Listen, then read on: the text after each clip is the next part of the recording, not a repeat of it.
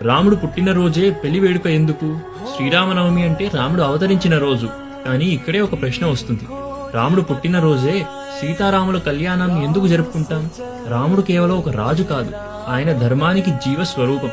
తన తండ్రి మాటను కాపాడడానికి రాజ్యాన్ని వదిలి అరణ్యానికి వెళ్లిన మహానుభావుడు. అందుకే వాల్మీకి మహర్షి రాముడి గురించి ఇలా అన్నారు: రామో విగ్రహవాన్ ధర్మ, అంటే ధర్మస్వరూపమే రాముడు.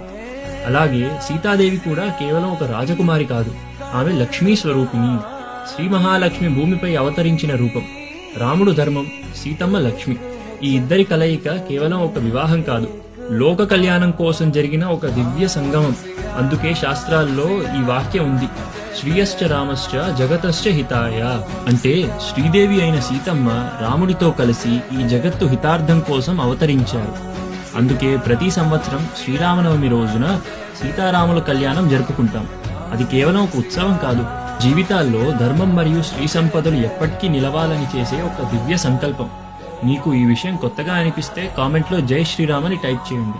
ఇలాంటి విషయాలు మరిన్ని తెలుసుకోవాలంటే ఈ పేజ్ని ఫాలో అవ్వండి. జై శ్రీరామ్.